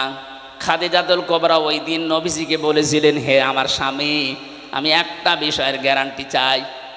কি বিষয়? কবরে আমাকে যখন রাখা হবে, আমি আপনার মুখ থেকে কবরের বর্ণনা শুনেছি। পৃথিবীর থেকে বিদায় নেওয়ার পর জান্নাতে যাবার আগ পর্যন্ত ভয়ঙ্কর একটা জায়গার নাম কবর। আপনি আমাকে আজকে একটু কথা দেন, কবরে দেওয়ার পরে যে ফেরেশতা আসবে তাদের যে প্রশ্নের উত্তর, এটা আমি খাদিজা আমি দিতে পারবো না, আমার নিজের প্রতি নিজের বিশ্বাস নেই, আপনি এই জবাবটা নিজে দিয়ে দেবেন। নবীজি বললেন, আদম থেকে শুরু করে পর্যন্ত কেউ কারো কবরে জবাব দিয়ে দেয়নি, এটা আমি পারবো না। আপনি একটু লক্ষ্য করেন, এখানে নবীজি বললেন কি, আদম থেকে শুরু করে পর্যন্ত কেউ কারো কবরের জবাব দিয়ে দেয়নি, এটা আমি পারবো না। অথচ বাংলাদেশে বহু ভণ্ড পীর এটা ছড়িয়েই দিয়েছে, এ দরবারে মুরিদ হলে কবরের হিসাব নাকি সে দিয়ে দেবে। এটা যে পুরা প্রতারণা, বাটপারি, চিটারি, আর কারো কাছে ফতোয়া নেওয়া লাগবে? এই ভ্রান্ত ধারণায় যারা আছেন, এক্ষুনি আপনি থামবেন। কিসের পীর, কিসের বাবা? নবীজি নিজে তার স্ত্রীকে গ্যারান্টি দিতে পারছেন না। হযরতে খাদিজাতুল কুবরা বলেন, হে নবী, আপনি যদি আমাকে কিছুই না বলেন, এই যে আমি সেজদায় গেলাম, আমার মালিক যখন কিছু না জানাবে, যতক্ষণ আমি সেজদা থেকে মাথা তুলব না। নবীজি দাঁড়িয়ে আছেন, হঠাৎ ফেরেশতা জিবরাইল এসে বলে, হে নবী, খাদিজাকে আপনি মাথা তুলতে বলেন, তার চোখের পানি আরো সে মঞ্জুর হয়ে গেছে। আল্লাহ রাব্বুল আলামিন নিজে আপনাকে অর্ডার দিয়েছেন, খাদিজার প্রশ্নের জবাব আপনি দিয়ে দেবেন। নবীজি বললেন, কি বলো জিবরাইল? আমি আজ পর্যন্ত কোনোদিন এ ব্যবস্থা কারো পক্ষে পাইনি, খাদিজার পক্ষে আল্লাহ দিয়েছেন, আপনাকে দেওয়া লাগবে। হযরতে খাদিজাকে ডাক দিয়ে বললেন, মাথা তোলো, তোমার চোখের পানি আরো সে পৌঁছিয়ে গেছে, তোমার কবরের জবাব দেওয়া লাগবে না, আমি নিজে দিয়ে দেব তোমারটা। হযরতে খাদিজা ওই দিন বলেছিলেন, হে আমার স্বামী, আপনার জন্য এই ঘরটা আমি নয়েজ মুক্ত রাখি, শব্দ, গোলমাল, আওয়াজ, এগুলো থেকে আপনাকে আমি শান্তিতে রাখি। ঘরে আসলে আপনার স্বামী বাইরে থেকে যখন আসবে, ঘরটা আপনি শান্ত নির্মল করে দেবেন। খাদিজাতুল কুবরা এই কাজ করার কারণে তার জন্য আল্লাহ একটা জান্নাত ঘর বানিয়ে রেখেছেন। আপনি যদি আপনার স্বামী যখন বাইরে থাকবে কর্মজীবনে, দিনের কাজে, মানবতার কাজে, ভেতরে আসার সঙ্গে সঙ্গে যেন একটা স্বচ্ছ, নির্মল, শান্ত একটা ঘর উপহার পায়, আপনাকেও খাদিজার মতো আল্লাহ একটা ঘর জান্নাতে বানিয়ে দেবেন। খাদিজা ওই দিন বলেছিলেন, হে রাসূল, আমি আপনার কাছে জানতে চাই, আপনার যে জুব্বা মোবারক আছে, এইটা দিয়ে আমার কাফন বানাবেন। ঠিক আছে, এটা তো আমার আন্ডারে, আমি দিয়ে দিলাম। 2 নম্বরে আপনি আমার কবরের ভেতরে একটু গড়াগড়ি করবেন, কারণ আমি জানি আপনার শরীর যেখানে লাগবে ওখানে জাহান্নামের আগুন পৌঁছাবে না। বিশ্বনবী তার ইন্তেকালের পরে 3 দিন পরে দেখা যাচ্ছে খাদিজার ইন্তেকাল হয়ে গেল। মুহাম্মদ রাসূলুল্লাহ নিজে তার জুব্বা মোবারক দিয়ে কাফন বানিয়ে দিলেন, কবরের ভেতরে নিজে একটু গড়াগড়ি দিলেন, নিজের হাতে খাদিজাকে কবরে শায়িত করার পরে উপরে মাটি দিয়ে সাহাবা একরাম বলে, হুজুর আপনি যাবেন না? নবীজি বলেন, সাহাবীরা তোমরা চলে যাও, খাদিজার সাথে আমার কিছু কথা দেওয়া আছে। কিছুক্ষণ ফেরেশতা এসে বলে মার রব্বুকা ওয়া নাবিয়্যুকা ওয়া দীনুকা। ওপর থেকে মুহাম্মদুর রাসূলুল্লাহ ডাক দিয়ে বলছে, ফেরেশতারা থামো, খাদিজাকে প্রশ্ন করার দরকার নেই। খাদিজার আল্লাহ আমার ওই আল্লাহ, খাদিজার ধর্ম আমার ওই ধর্ম, আর খাদিজার নবী আমি নবী, নিজেই বলছি মুহাম্মদুর রাসূলুল্লাহ। খুলনাবাসী, আমি আগেই বলেছি এটা আমার বিভাগ।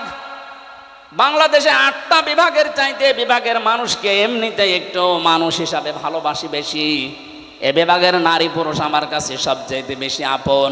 বড় আশা নিয়ে, বড় ভরসা নিয়ে বলছি, আপনি দেখতে পাচ্ছি আপনি জাহান্নামী হয়ে যাচ্ছেন। অতঈনু আলা দীনি যাওজাতিহা। 3 নম্বরে নবীজি বললেন, ওই মহিলাকে আল্লাহ জান্নাতে পৌঁছিয়ে দেবে যেই মহিলা তার স্বামীকে দিনের পথে চলার জন্য, দিন কায়েমের জন্য সাহায্য করে, উৎসাহ দেয়। অথচ এরকম মহিলা এখন পাওয়া যাচ্ছে না। কথা বলেন ঠিক কিনা? ফতোয়া আজকেও যশোরে আমার মাহফিল ছিল দিনের বেলায়, জোহরের সময় চৌকাছাতে একটা মেয়ে ফতোয়া দিয়েছে, প্রশ্ন দিয়েছে যে নারী পুরুষের একামতে দিনের কাজ করা লাগবে। কোথায় আছে? কোথায় আছে মানে সূরা তাওবার 71 নম্বর আয়াত তার দলিল।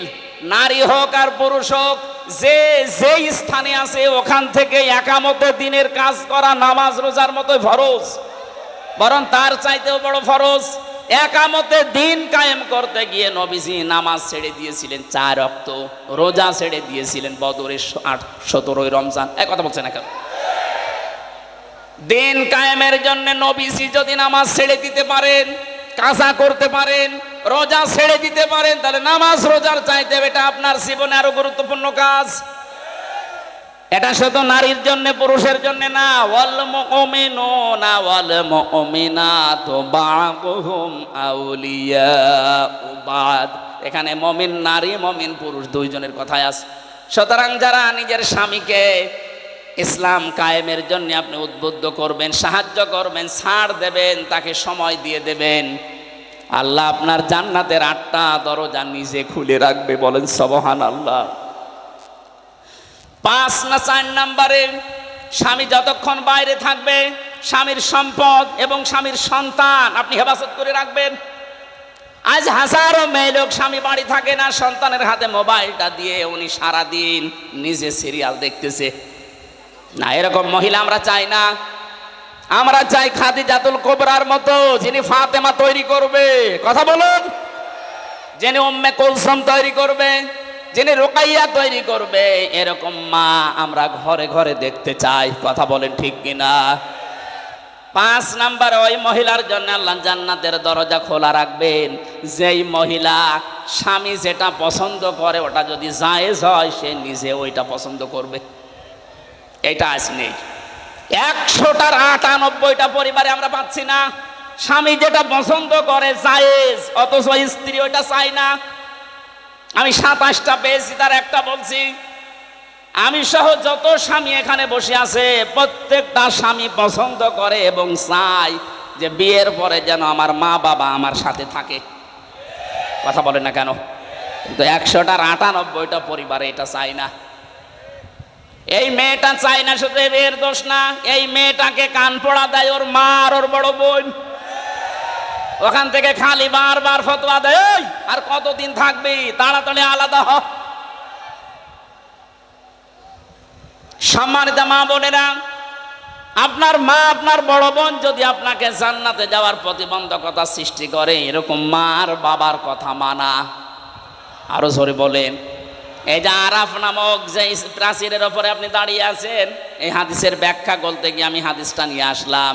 বিশ্ব নবী জানিয়েছেন ওদেরকে আল্লাহ জান্নাতে দিচ্ছে না, কারণ তারা মা বাবার হক আদায় করেনি।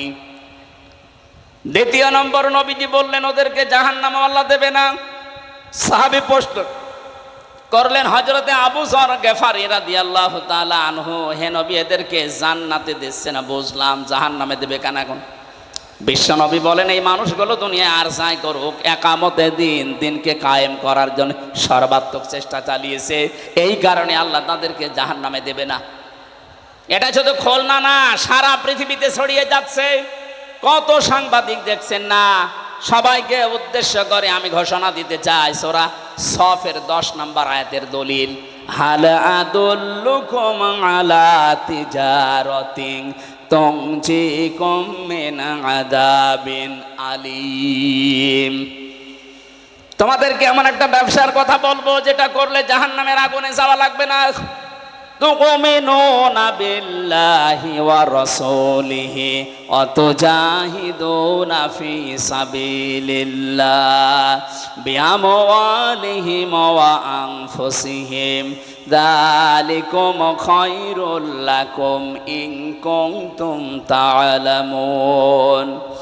আল্লাহর প্রতি ঈমান আনার পরে, রাসূলের প্রতি ঈমান আনার পরে এই দুইটাকে সামনে নিয়ে তাদের বিধান জমিনে কায়েম করার জন্য জান আর মাল দিয়ে যারা জিহাদ করবে তাদেরকে আল্লাহ জাহান্নামে দেবে না। সুতরাং এই পৃথিবীতে যারা দিন কায়েমের জন্য চেষ্টা চালান, অন্যান্য যদি কোনো গুনাহ হয়েও থাকে আল্লাহ অন্তত আপনাকে জাহান্নামে দেবে না, এই গ্যারান্টি আমি দিতে পারি। জাহান্নামে যাবেন না, কিন্তু জান্নাতে যেতেও পারছেন না মা বাবার হক আদায় না করার কারণে। কথা বলেন না কেন? হাদিসের শেষে আমি আর পাইনি যে নবীজি আর জানাননি যে তারা যাবে কোথায়। খুলনাবাসী জান্নাতেও যেতে পারছেন না মা বাবার হক আদায় না করার কারণে, জাহান্নামও আল্লাহ দিচ্ছেন না একামতে দিনের দায়িত্ব পালন করার কারণে।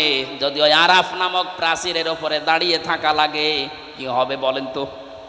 ওই রকম জীবন আমরা চাই? বলেন বলেন।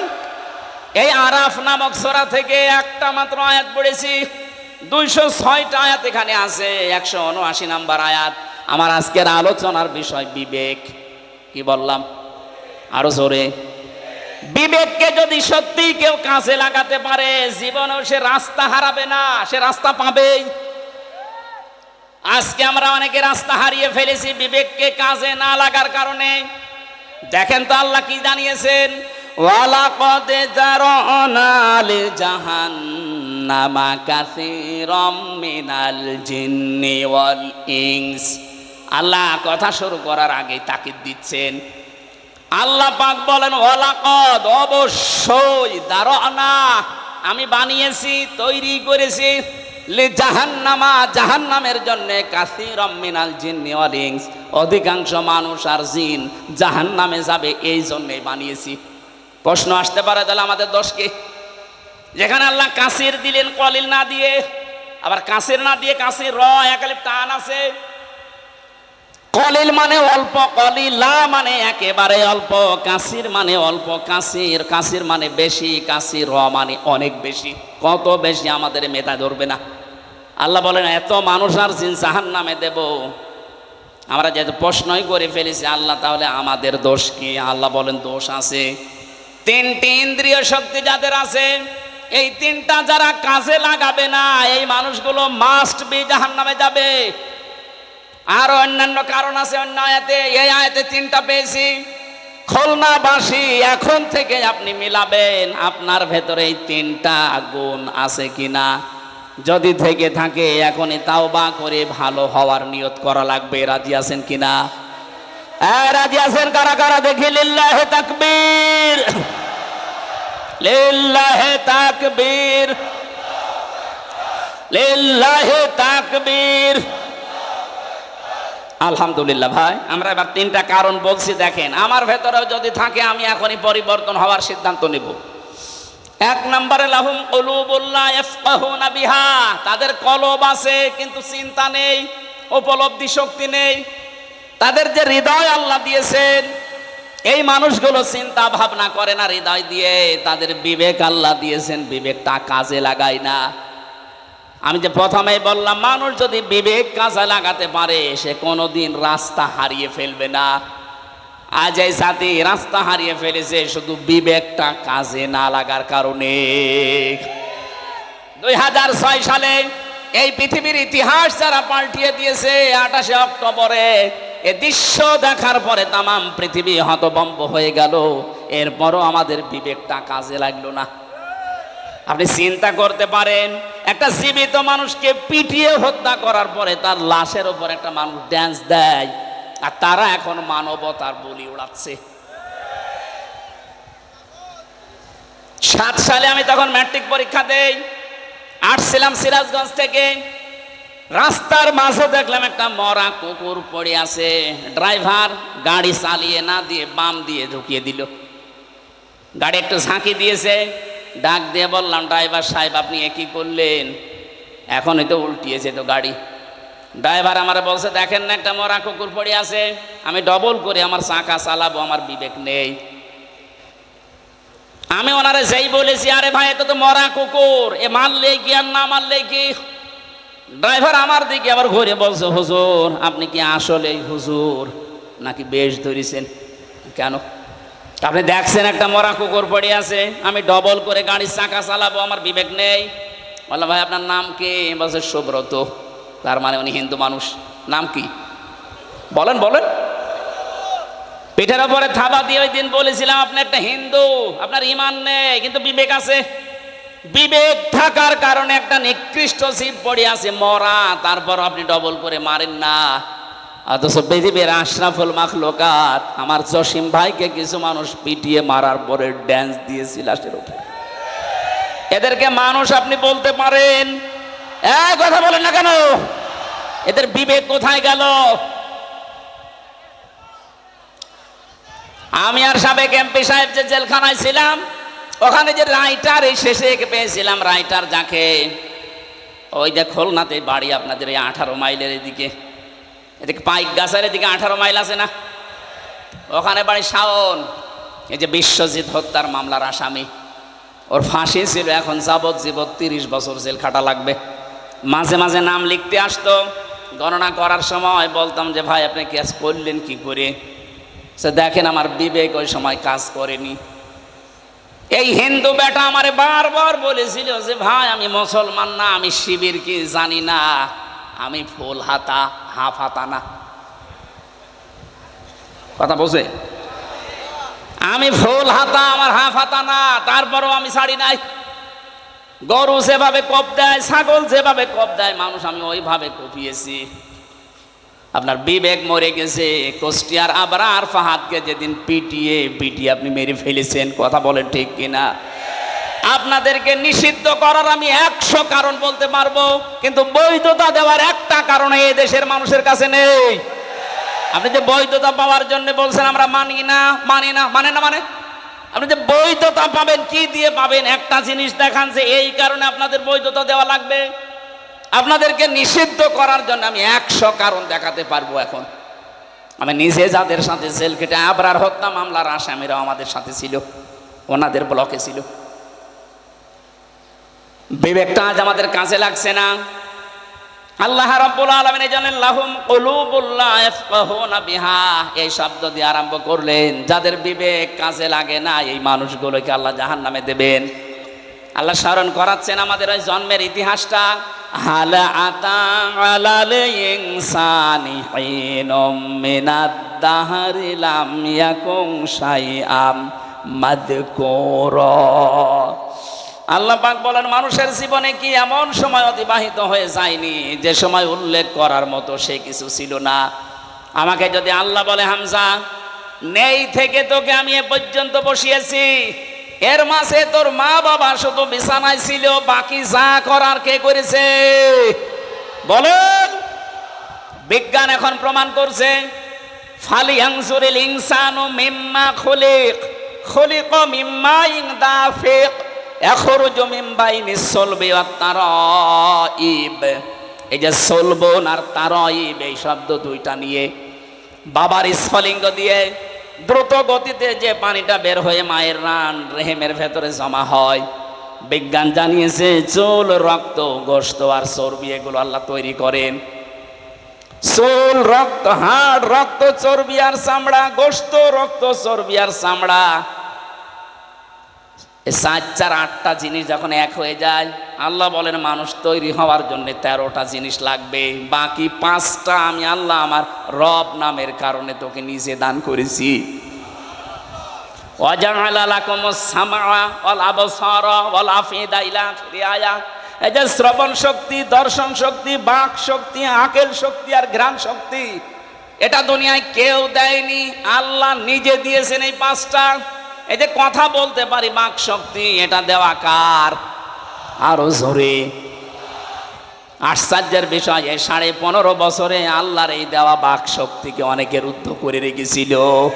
আমরা কথা বলতে পারি নাই, কথা বলেন ঠিক কিনা? অন্তত এখন যারা কথা বলতে পারছি মন খুলে আল্লাহর এই বাক শক্তি দিয়ে জবান খুলে শুকরিয়া আদায় করেন আলহামদুলিল্লাহ। আরো জোরে বলেন আলহামদুলিল্লাহ।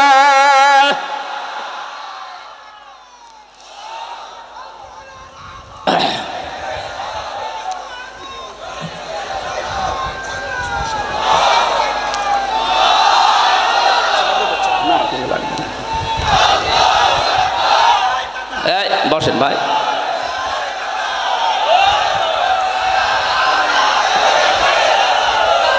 খুলনাবাসী, আমার এই আয়াত থেকে প্রথম এই যে একটা একটা করে আমি প্রায় এখানে 12টা পয়েন্ট বের করেছি। যারা এখানে কলব কাজে লাগাবে না তাদের এই বিবেক বুদ্ধি এটা যারা কাজে লাগাচ্ছেন না, কি ছিলেন আপনি, কোথায় আসলেন? আমার এই 33 বছর বয়স, 34 বছর আগে হামজা নামে আমার এই জায়গায় দুনিয়ায় কেউ ছিল না, কথা বলেন ঠিক কিনা? দয়া করে আল্লাহ পাক আমাকে এই জায়গা পর্যন্ত নিয়ে এসেছেন। আমার বিবেকটাকে একবারও কাজে লাগছে না যে আমি কোথায় ছিলাম আর কোথায় এলাম। যে মানুষগুলো জাহান্নামে যাবে এই মানুষগুলো বিবেক কাজে না লাগার কারণে জাহান্নামের দরজা যখন ফেরেশতা দারওয়ান মালিক দাঁড়িয়ে আছে, হাত্তা ইযা জাউহা ফুতিহাত আবওয়াবুহা ওয়াকালা লাহুম খাযানাতুহা আলাম ইয়াতিকুম রুসুলুম মিনকুম ইয়াতলুনা আলাইকুম আয়াতি রাব্বিকুম ওয়া ইউনযিরুনাকুম লিকা ইয়াউমিকুম হাদা। বলেন আল্লাহু আকবার। খুলনাবাসী, জাহান্নামে যখনই মানুষকে নিয়ে যাওয়া হবে দরজা খোলা হবে, প্রবেশ করি আবার দরজা তালা লাগিয়ে দেওয়া হবে। এটা আমি জেলখানায় যাওয়ার পরে এই আয়াতটা আমি উপলব্ধি করতে পেরেছি। আল্লাহ পাক এখানে জাহান্নামের কথা বলার সঙ্গে সঙ্গে জানাননি যে জাহান্নামের দরজা খোলা থাকবে না, জাহান্নামের দরজা সব সময় বন্ধ থাকবে, শুধু আপনাকে প্রবেশ করানোর পরে আবার তালা লাগিয়ে দেবে। বাংলাদেশ সহ বিশ্বে যত কারাগার আছে, জেলখানা আছে, সব নিয়মই এইটা। আসামি প্রবেশ করাবে, করানোর পরে বন্ধ করে দেবে, আবার বের করে দেবে, আবার বন্ধ করে দেবে। কখনো দরজা খোলা থাকে না, 24 ঘন্টা দিন রাত তালা মারা। জাহান্নামও আল্লাহ এইভাবেই বানিয়েছেন, 24 ঘন্টা তালা মারা থাকবে।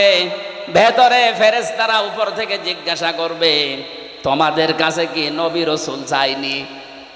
খুলনার মানুষেরা হয়তো ওই সময় বলতে পারে না, 1500 বছর আগে নবী রাসূল পার হয়ে গেছে, আমি নবী রাসূল পাবো কোথায়? এই যে আলাম ইয়াতিকুম রুসুলুন, এখানে রাসূল বহু বচন না, আল্লাহ এক বচন দেয়নি, বহু বচন দিয়েছেন।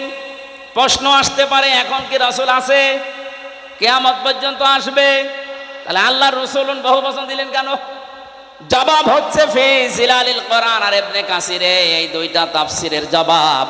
আল্লাহ রসুলুন বহু বচন দিয়েছেন এর জন্যে কিয়ামত পর্যন্ত নবী রাসূল আসবে না ঠিক, কিন্তু নায়েবে রাসূল আসবে। কথা বলেন না কেন?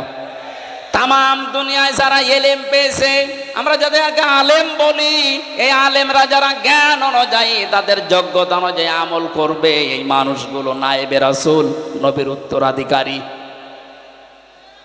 এই জন্য আল্লাহ রাসূল না দিয়ে রসুলুন দিয়েছেন।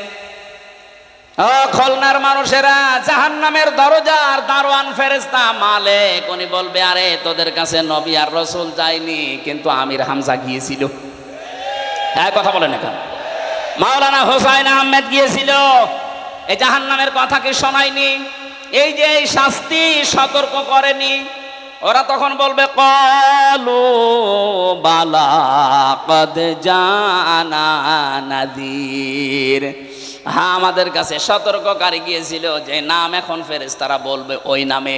হয়তো আমির হামজা বলতে পারে, হোসাইন আহমেদ বলতে পারে, রবিউল ইসলাম বলতে পারে, আবুল বাশার বলতে পারে, যারা আলেম নবীর উত্তরাধিকারী নায়েবে রাসূল, তাদের নাম বলা হবে।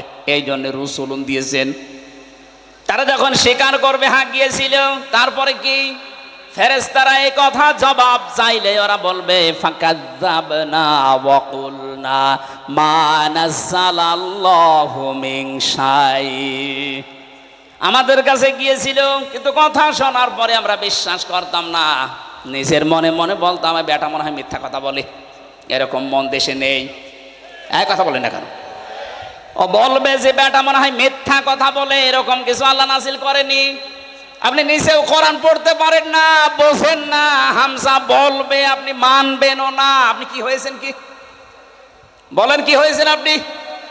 ধরা যেদিন খাবেন সেই দিন ধরা এমন জায়গায় খাবেন, শুধরাবেন, সে পদ্ধতিও থাকবে না।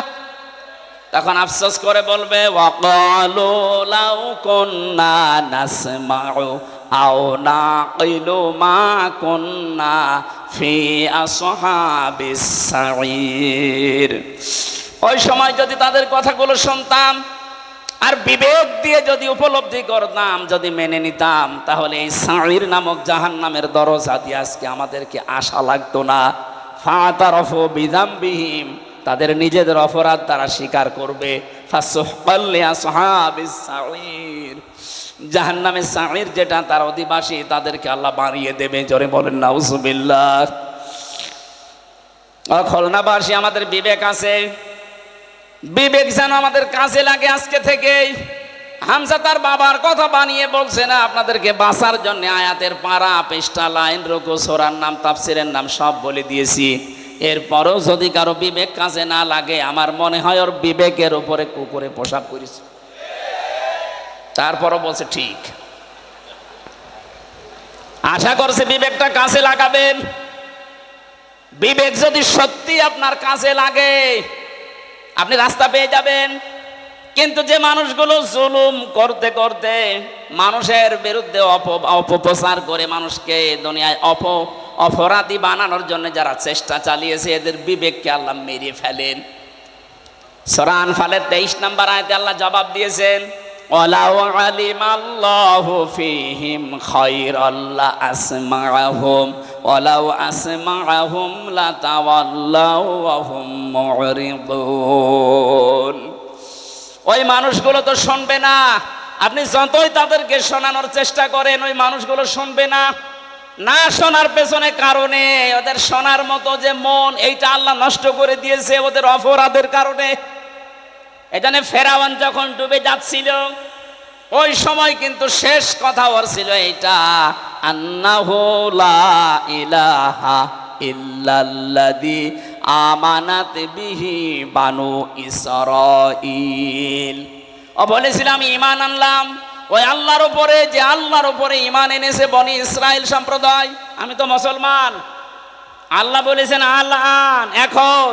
তাফসিরে আমি হাক্কানিতে পড়েছি, জবাব দিয়েছেন মুফাসসিরিন ইকরাম, ওকে আল্লাহ পাক জিবরাইলকে কেন বললেন মুখের উপরে কাদা লাগিয়ে দাও? এই জন্য বলেছিলেন কারণ লোকটা আল্লাহর একাত্মবাদের ঘোষণা দিয়েছিল, কিন্তু ওই জামানার প্রেরিত পুরুষ যিনি, ওই জামানার নবী রাসূল যিনি হযরতে মুসা, তাকে সে স্বীকার করেনি। বাংলাদেশে আমি আয়াতটা মিলিয়ে দেখলাম, অনেকের জীবনের সাথে মিলে যাচ্ছে।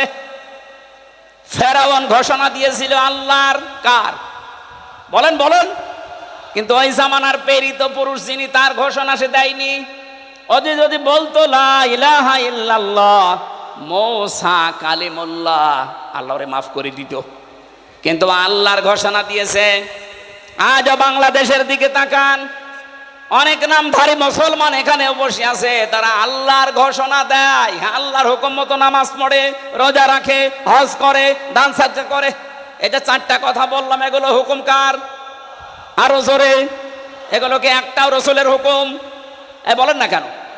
নামাজ পড়ে, রোজা রাখে, হজ করে, দান করে, হুকুম কার?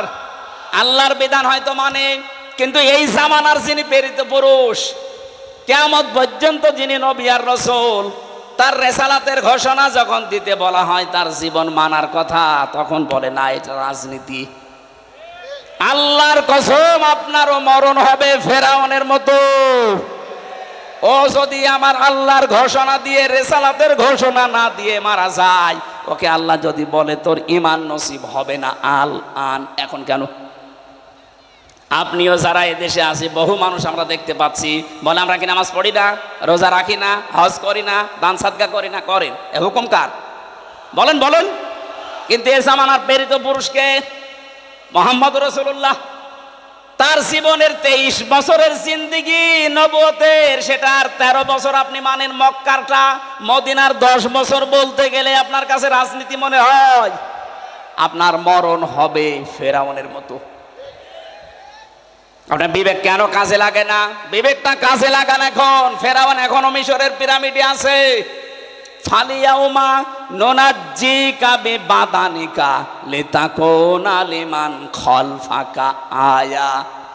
তোকে আমি নিদর্শন করে রাখলাম, কিয়ামত পর্যন্ত তোর পেছনে যারা আসবে তারা যেন তোকে নিয়ে শিক্ষা নিতে পারে। কিন্তু না, ওয়া ইন্না কাসীরাম মিনান নাসি আন আয়াতিনা লাগাফিলুন। অধিকাংশ মানুষ তোকে দেখতে যাবে, তোকে দেখে আসবে, তোকে দেখা পর্যন্ত শেষ, কিন্তু তারা শিক্ষা নেবে না। এই দেশে যারা দায়িত্বে ছিল, অনেক মানুষ বাইরের বিভিন্ন দেশ ভ্রমণ করেছে, ওখানে যাবার পরে বিভিন্ন নিদর্শনগুলো দেখেছে, কিন্তু দেখার পরে তাদের বিবেকে কাজ করেনি, বিবেক মরে গেছে। ইন্না শাররাদ দাওয়াবি ইনদাল্লাহিস সাম্মুল বুকমুল্লাযিনা লা ইয়াকিলুন। সূরা আনফালের 22 নম্বর আয়াতে আল্লাহ জানিয়েছেন, যত সৃষ্টি আমি করেছি সব চাইতে নিকৃষ্ট আমার কাছে ওই লোকটা যার বিবেক কাজে লাগে না। আমাদের অন্তত আল্লাহ যাদের বিবেক দিয়েছে, বিবেকটা কাজে লাগাবেন না লাগাবেন না? যারা লাগাবেন না তারা বিশ্বাস করে নেন আপনি জাহান্নামী। আলাহুম আয়ুনুল লা ইউবসিরুনা বিহা। আল্লাহ আমাদের চোখ দিয়েছেন, যেটা দেখার দরকার ওইটা আমরা দেখি না, যেটা না দেখা দরকার ওইটা আমরা অনেকেই দেখছি। কথা বলেন ঠিক কিনা? যাদের মোবাইলে এমন কোন দৃশ্য আছে যেটা নিজে দেখলে আনন্দ পায়, অন্য কেউ দেখলে লজ্জা পায়, এমন দৃশ্য নেই? এই কথা বলেন না কেন? যেগুলো আছে এই মুহূর্তে ডিলিট করা লাগবে। যেটা নিজে দেখলে আনন্দ পাচ্ছেন, অন্য কেউ দেখলে আপনি কষ্ট পান, লজ্জা পান, এই দৃশ্যটা হারাম, এটা এই মুহূর্তে ডিলিট করা লাগবে। কারা কারা ডিলিট করবেন হাত তোলেন তো দেখি। আপনার মোবাইল দেখে কইলে দেন, এদিকে আসেন, নিয়ে আসেন তাড়াতাড়ি। ভিডিও ফাংশন দেখেন তো কি আছে, খোলেন তাড়াতাড়ি, খোলেন খোলেন। দাঁড়ান, আমি মাহফিল শেষ করে মোবাইল রাখছি, এটা রেখে দেন তো আমি দেখবো। আলাহুম আয়ুনুল লা ইউবসিরুনা বিহা। আপনার চোখ আছে কিন্তু আপনি না দেখার ভান করেছিলেন। 28শে অক্টোবর আপনি দেখতেছেন, তারপরও দলীয় লোক কিছুই বলেননি। এই কথা বলেন না কেন? আজকে ওর 100 ভাগের 1 ভাগ কিছু হলে আপনি চিল্লিয়ে ওঠেন কেন? ওই সময় আপনার বিবেক কি মরে গেছে? ওই সময় আপনার চোখ ছিল না? আলাহুম আযানুল লা ইয়াসমাউনা বিহা। ওদের কান আছে কিন্তু ওরা শোনেনি। দুনিয়ার সব কিছু শুনতো, আমার কোরআনের কথা শুনতো না। কথা বলেন ঠিক কিনা? কত কিছু রেডিওর পর্দায় শুনতেন, টেলিভিশনে শুনতেন, পত্রিকায় শুনতেন, শোনার পরও বলতেন না। খালি বিভিন্ন রকমের মিথ্যা ট্যাগ দিয়ে আপনি সব চেপে যেতেন। আপনার বিবেকটা, এই কানটা, চোখটা কি করেছিলেন? এই 3টি ইন্দ্রিয় শক্তি যারা কাজে লাগায় না, উলাইকা কাল আনআম। আল্লাহ বলেন এগুলো মানুষ না, চতুষ্পদ জানোয়ার। বালহুম আদল, তার চাইতেও নিকৃষ্ট। বলেন নাউজুবিল্লাহ। উলাইকা হুমুল গাফিলুন, তারা গাফেল। আল্লাহ এই আয়াতটা বাস্তব জীবনে আমরা যেন সেট করতে পারি, সেই তৌফিক দাও। বলেন আমিন। আবু হুরায়রা রাদিয়াল্লাহু তাআলা আনহু থেকে বর্ণিত হাদিস বলেছিলাম, মান ক্বারাআল কোরআনা, যে ব্যক্তি কোরআন পড়ে। আর এই উদ্দেশ্য নিয়ে 65 বছর আগে মাদ্রাসা কায়েম করা। কথা বলেন ঠিক কিনা? যারা কোরআন পড়ছেন আপনারা, ফাস্তাসহারাহু, কোরআনকে যারা ইজহার করার চেষ্টা চালাবেন, এজহারের 99টা অর্থ আছে। এজহার মানে প্রকাশ করা, এজহার মানে দাঁড় করানো, এজহার মানে বিজয় করা, এজহার মানে কায়েম করা। কোরআন যারা পড়ে এবং কোরআনকে যারা বিজয়ী করার জন্য চেষ্টা চালায়, ফাহাল্লা হালালাহু ওয়া হাররামা হারামাহু, এর ভেতরে হালালকে হালাল জেনে মেনে নেয়, হারামকে হারাম জানার পরে ছেড়ে দেয়। আদখালাহুল্লাহুল জান্নাহ, আল্লাহ পাক তাকে জান্নাতে প্রবেশ করিয়েছে না করাবে? না না, আদখালা এটা মাঝি, আদখালা ইদখিলু এটা অতীতের শব্দ। নবীজি বোঝাতে চেয়েছেন, কোরআনে কারীম যদি তোর দেশে কায়েম হয়ে যায়, বিজয় হয়ে থাকে, তাহলে কোরআনে কারীম বিজয় থাকলে হালালকে হালাল মানা, হারামকে হারাম মানা সহজ হবে। আজ কোরআন এই দেশে কায়েম নেই, এই জন্য হালালকে হালাল জানার পরও আমরা অনেক কিছু মানতে পারি না। কথা বলেন ঠিক কিনা? হারামকে হারাম জানার পরও আমরা অনেক কিছু ছেড়ে দিতে পারি না। এটা কোরআন কায়েম থাকলে, বিজয়ী থাকলে আপনি বাধ্য হবেন। এই জন্যই দরকার এইরকম মানুষগুলোকে কোরআন বুকে নিয়ে যেন সংসদে 151 জন যেতে পারে। এ ব্যবস্থা আমরা করে দিতে রাজি নেই। এটা রেকর্ড হচ্ছে। আগামীতে এই 53 বছর তো আমরা দেখেছি, বাবা চালিয়েছে, স্বামী চালিয়েছে, চাচা চালিয়েছে, বুবু চালিয়েছে, ভাবি চালিয়েছে। এখন শুধু বাকি আছে এই কোরআন দিয়ে দেশ চললে কেমন দেখা যায়। কথা বলেন ঠিক কিনা? আমার জীবনের সবচাইতে বড় স্বপ্ন যে 56,000 বর্গ মাইল এটা দিয়ে চলছে। আল্লাহ যেন এটা দেখে মরার তারপরে তৌফিক দেন।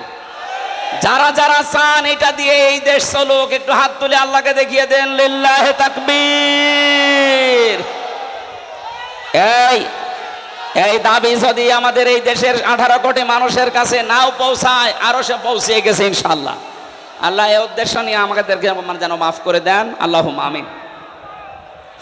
লা ইলাহা ইল্লা আনতা সুবহানাকা ইন্নী কুনতু মিনাজ জালিমিন। লা হাওলা ওয়ালা কুওয়াতা ইল্লা বিল্লাহিল আলিয়্যিল আযীম। এই মোনাজাতটা বসে করেন, মোনাজাত বসে করেন। আমি মুসাফির মানুষ। রব্বানা যালামনা আনফুসানা ওয়া ইল্লাম তাগফির লানা ওয়া তারহামনা লানাকুনান্না মিনাল খাসিরিন। রব্বুল আলামিন, খুলনা শিরোমণি ঐতিহাসিক এই ময়দানে 3 দিন ব্যাপী তোমার কোরআনের কথাগুলো হচ্ছে।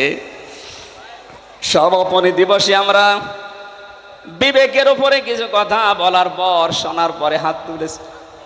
রব্বুল আলামিন, তুমি আমাদের বিবেককে কাজে লাগানোর তৌফিক দাও। এ বিশাল আয়োজনে যদি সওয়াব দিয়ে থাকো, কোটি কোটি গুণে বাড়িয়ে দাও। এই আলোচনার সাথে, এই মাহফিলের সাথে যারা যুক্ত আছে, যাদের মা বাবা নেই, আল্লাহ কবরগুলোকে সওয়াব পৌঁছিয়ে শান্তি বৃদ্ধি করে দাও। আজকের মাহফিলের সভাপতি তোমার গোলাম অধ্যাপক মিয়া গোলাম পরোয়ার, আল্লাহ তার বাবাকে হারিয়েছে। সন্তানের হাত নাকি তুমি ফেরত দাও না। তার অনেকগুলো ভাই বোন হাত তুলেছে। সন্তানদের ওসিলা করে মরহুম মিয়া আব্দুল হামিদকে মাফ করে দাও। তার কবরটা জান্নাতুল ফেরদাউস বানিয়ে দাও। আল্লাহ তাআলা ডাক্তার শেখ মহিউদ্দিন সাহেব কিছুক্ষণ আগে দোয়া চেয়েছে তার বাবার জন্যে। মরহুম শেখ আকিজউদ্দিনকে তার স্ত্রী সহ কবরে আছে, মাফ করে দাও। এ মাহফিলের সাথে যারাই জড়িত, এ মাদ্রাসার দায়িত্বে যারা আছে, হযরতে ওমরের মতো তাদেরকে তুমি ক্ষমা করে দাও। সম্মানিত মা বোন যারা এসেছেন, এদেরকে তুমি খাদিজার মতো, আয়েশার মতো বানিয়ে দাও।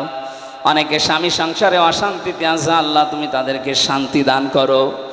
তাদের পেটে এমন সন্তান দান করো আল্লাহ তাআলা, যেটা হযরতে ওমরের মতো হবে, হযরতে আবু বকরের মতো হবে, হযরতে খালিদ ইবনে ওয়ালিদের মতো হবে। 3টা বছর আমি জেলখানায়, আমি অসুস্থ হয়ে পড়েছি। আল্লাহ, স্বাভাবিক হচ্ছে না শরীরটা। তোমার কাছে আমি ভিক্ষা চাই, আমার কণ্ঠ, আমার শরীর, আমার এলেমকে তুমি আগের অবস্থায় আবার ফিরিয়ে দাও। এই মাহফিলের সাথে যারাই জড়িত আছে, যে যুবকদেরকে মা পেটে নিয়েছে, মায়ের পেট তুমি ধন্য বানিয়ে দাও। এই শিরোমণি এলাকায় মাটির নিচে যত মানুষ ঘুমিয়ে আছে, কোরআনের ইজ্জতে মাফ করে দাও। আগামীতে এই মাহফিলটা কোরআনের প্রচারের জন্য বিশাল আকারে কবুল করে নাও। আল্লাহুম্মা গফিরলি ওয়ারহামনি ওয়াহদিনি ওয়াফিনি ওয়ারযুকনি ইয়া রাব্বাল আলামিন। আল্লাহ, মা বাবা যাদের বেশি আছে সহি সালামতে রাখো, সুস্থ রাখো। আমার সফর সঙ্গে মাওলানা হোসাইন তার বাবাকে হারিয়ে ফেলেছে ছোট বয়সে। আল্লাহ, তার বাবার কবরটা তুমি জান্নাত বানিয়ে দাও। বারাকাল্লাহু লানা ওয়া লাকুম ফিল কোরআনিল আযীম। কখন কার কাছে আজরাইল আসে জানি না। যখনই আজরাইল আসবে, একবার হলেও যেন পড়তে পারি লা ইলাহা ইল্লাল্লাহু মুহাম্মাদুর রাসূলুল্লাহ।